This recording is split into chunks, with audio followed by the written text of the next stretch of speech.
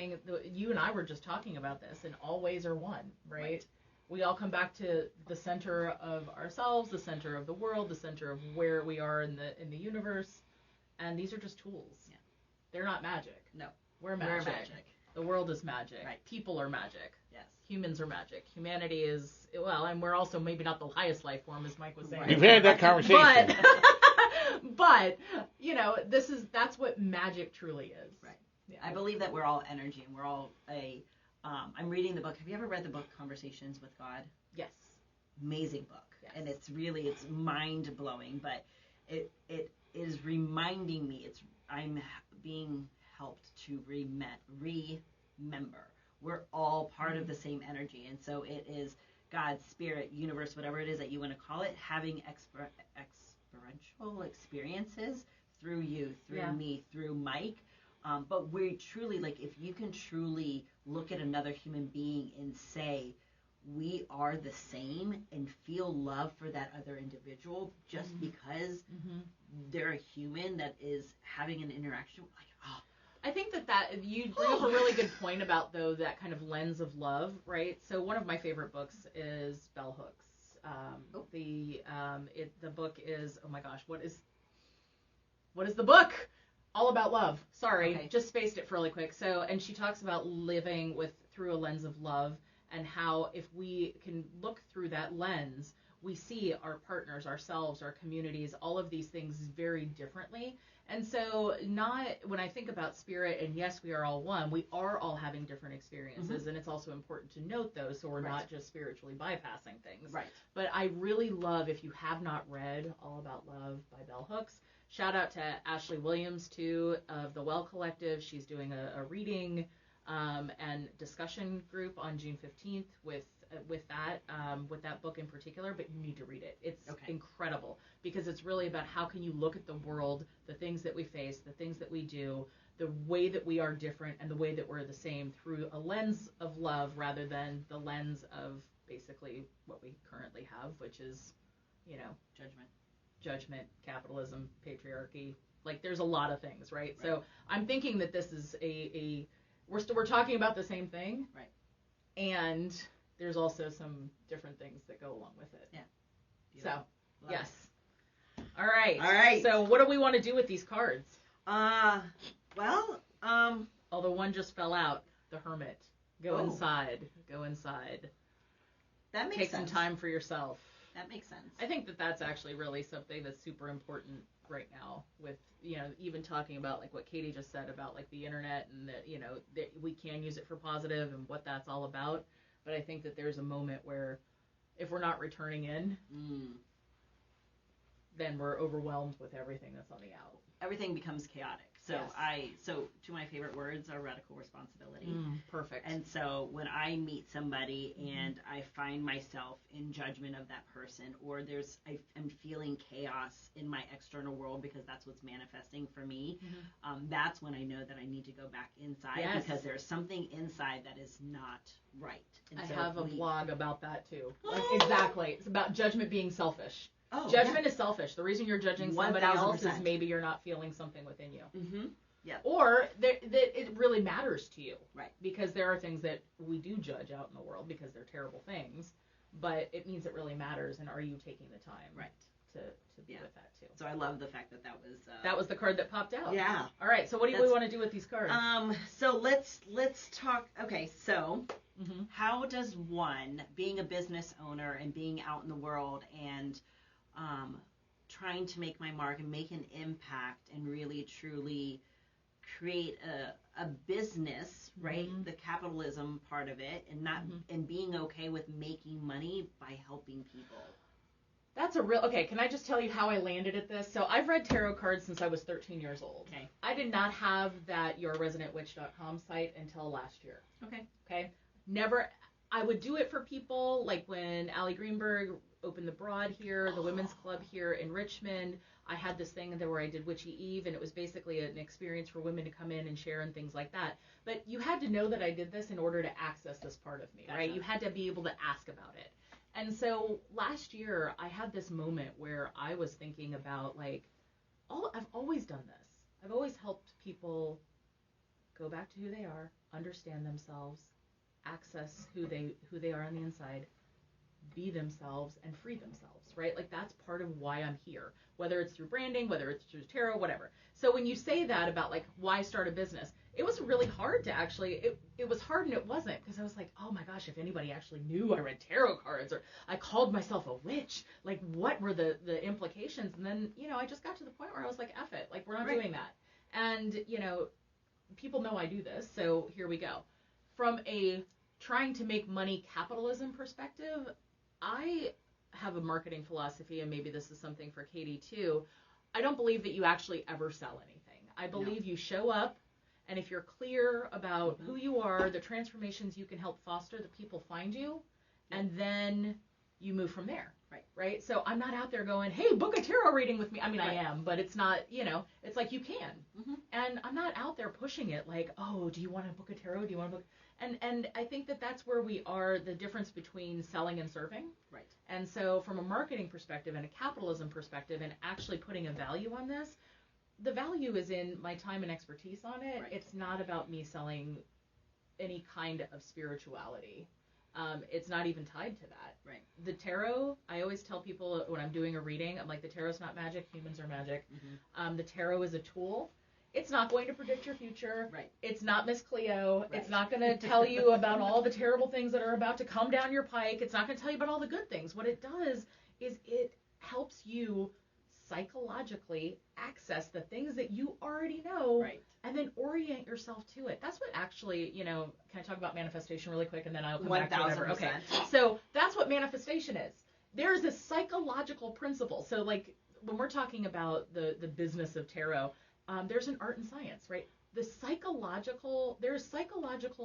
psychology studies proving that once we have something like a goal or an intention or something in our mind, that the tiny little movements that we make are actually done by us because our brain is working so much faster than we are, that it's noticing the opportunity and moving us toward that. That's what manifestation is. It isn't like some stupid magical thing like, oh, I manifested this, you know, $2.3 billion apartment. If I see one more white woman spiritually bypassing all of this bullshit, sorry, did I go off on a tangent? I did. No. All right, I'm back. Okay. But, like, I think that there's a lot of those things where it's like manifestation is truly knowing who you are on the inside and where it is you want to go. Right. And then making sure that the important things along the way are met, and then orienting yourself to taking those tiny steps without you even knowing it. Right. Yeah. Okay. So I went way off of your question, but I think when you said like starting a business, like I wrote this website and I did, you know, launch the account like in a day and a half, like got the name in my head. It just kind of came through because this is something that was already part of who I was. Right. Yeah. And that's what I do, you know, facilitating those things. I do day retreats. I do overnight retreats. I do tarot readings, but really it's me spending time with people so that they can spend time with themselves. Right. I love that. That's it. I love that. Yes. So, you other are my thoughts. People. Same. You are my people. I know, we're going to have to hang out. I know, right? So, when you started, like, with tarot and all of that, like, what was your, like, experience with that? Well, so I grew up Catholic, and so had some, I wouldn't say terrible experiences, just not the experiences that felt in alignment with me. Right. And and network marketing, personal development is part of it. And so I started reading books like Think and Grow Rich, and then The Science of Becoming Rich. Yes, and then, all of those things. Yes. Ask and It Is Given by Abraham Hicks. Psycho-Cybernetics, when we talk about like the psychology behind. Right now I'm reading Conversations with God. And so as I was going through that, I became a yoga instructor. And then that led me down to doing Reiki. But when I first did it, every time I talked to somebody about it, they're like, oh, don't do that. You're going to invite the devil into your life. And I'm like, no, Good. You know what the devil card actually means? No. What does it mean? It means let's be curious. Let's actually prioritize the things that we actually do want. Right. It doesn't mean do evil. Right. Yes. It means let's look at that and let's actually take a different perspective than the one that we already have. Right. That's it. Yes. Yes. So invite the devil in. Right. And when we was talking like Conversations with God, like you can't experience light if you don't experience shadow. Absolutely. Right. So if we were all light, you wouldn't be able to say, I am the light or I see the light if there is nothing but light around you, right? And if you don't go into those shadows, you're never going to understand what the depths of that light is actually coming from. Right, exactly. So I have a pendulum, I have cards, I have crystals, and I don't sit with myself as often as I would like. Yeah. Because it's always go. Yeah. And but I understand that too. But I know that I am more powerful than I am currently stepping into. It's the best way to say it for right now. I would say that is a story of most women. Yes. So, but I'm noticing those things. I'm recognizing them, like the serendipitous moments. Like that's why I get excited about even the smallest things of like meeting somebody whose name is Grace today, going to Starbucks and the barista's name is Grace and my middle name is Grace. To me, that is all just the universe and God saying, hey, guess what? Anything that you want to manifest and you're in alignment with will happen. Just be open to it. I think that's the thing about, we think that we have to go and push and do, and this goes back to the thing about business owners and especially entrepreneurs and things that Mike talks about a lot here, is that we think that we have to go and push, and really we have to stop. Yeah. And it's more about how you stop and you rest, and you said you're always go, and you want to spend more time. Like, that currently is always my priority. Like, I have to start every day with myself. I have to have a movement practice. I have to spend time caring for kind of this vessel and my mind, so that way I'm not taking on too many different stories and then acting out and acting in a maladaptive way that doesn't serve other humans. Right. Because that's the 10 minutes or the 15 minutes or the 20 minutes I give myself with my mind and with rest and my peace to be able to do it. Yeah. I love it. So 7 minutes. We got 7 minutes. Yeah, we're getting the boot. We're getting the boot. We can have this conversation for days. We could have it for a lifetime. Yes, absolutely. We could have this for a lifetime. So I think that, like, when people are talking about tarot and like these moments, I have clients who book me for tarot readings a couple of times a year, and the reason that they're doing it is not because they're like, they like, I want to know what's next for me. But really, when I sit down and actually start talking to them about it, they already know that they're in a space where they want to transition, or they're not feeling really good inside, or they're feeling good but they're not trusting it, and they want to have somebody tell them that everything's going to be okay. That's not necessarily what a reading is for. That being said, a reading is really for to remember and to sit down and be with your thoughts and actually have a chance to voice them, because sometimes we have thoughts and we spin in that spin cycle. I call it, the spin cycle of the mind. And we're talking about, like, oh my gosh, I've got to do this, and deep down I know I'm not satisfied. Deep down I know I'm not doing enough for somebody else. Deep down I know these things. But until we actually voice that and give it power and then recognize it and then make a conscious decision to change it, that's what this is. That's what the deck is. It's not about, like, oh, we're going to pull a card and, like, a tall and handsome stranger. Although that's a pretty good card too. I'm going to show that one to the camera. So Dominion, this is a 2 of Wands card, and it is, Wands is the card of spiritual, soulful growth. Ace of Wands, the first card in it, is about, like, kind of picking up your own purpose, your own soulful journey. The second one is stepping out in the world with it. So, until you actually go back in, you can't step out in the world with it. It's almost like it was for this discussion, right? And at the same time, when people book a reading with me, I'm not going to be like, oh, it's going to be okay. It might not. And guess what? It still is. Right. So can you spend time with yourself? Can you access these things? Can you give yourself the gift that you would give your best friend, which is an ear? Can you soothe yourself? Can you understand yourself? Can you heal yourself? Can you be yourself? Can you free yourself? Yes. That's what this is about. Yeah. It's not about pulling some cards to predict a handsome stranger, although, I mean, you never know. I got my handsome stranger. So, I do too. That's perfectly fine. He's not a stranger anymore. Right now. It'll be 19 years this year. So it'll be 22 for us, so he's not a stranger. Well, I don't know. They're still kind of strange. This is true. So, there you go. But I think that's when, the reason that some of this stuff sometimes looks fluffy. Yeah.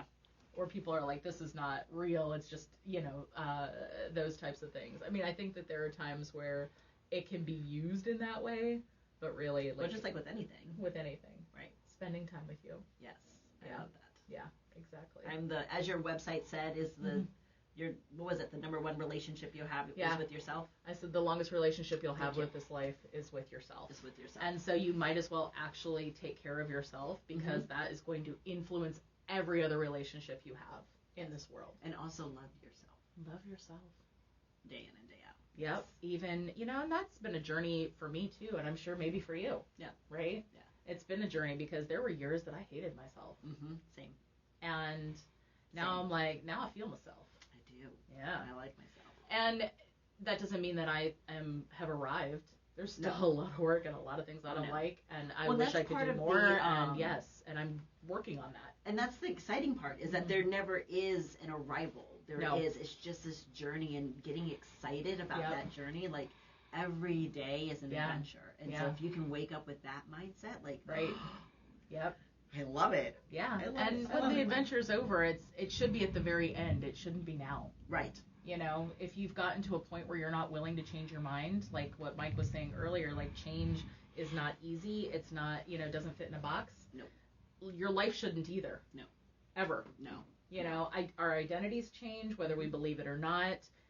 Our purpose changes, our souls change. How do we continue to meet ourselves and then greet the rest of the world with this more in tune person? Yeah. I tell people all the time, if you thought you knew me, let me reintroduce myself. Yeah.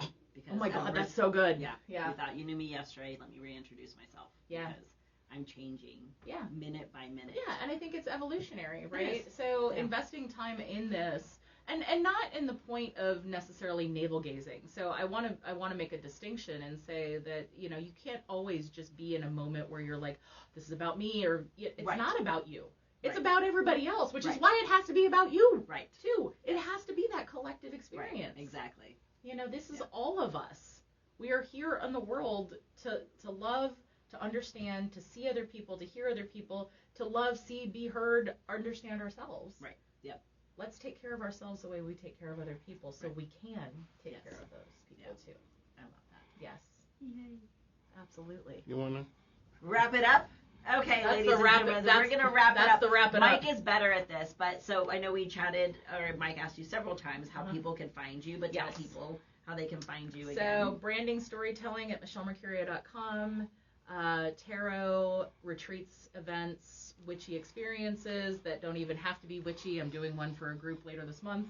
And they're like, oh, we're Catholic. That sounds weird. I'm like, how about we just get together and talk? And they're like, yes. And that would be more of a facilitation experience. Okay. I have a background in a lot of that kind of work. So that's at yourresidentwitch.com. I pulled one extra card. Okay. So go forward with strength.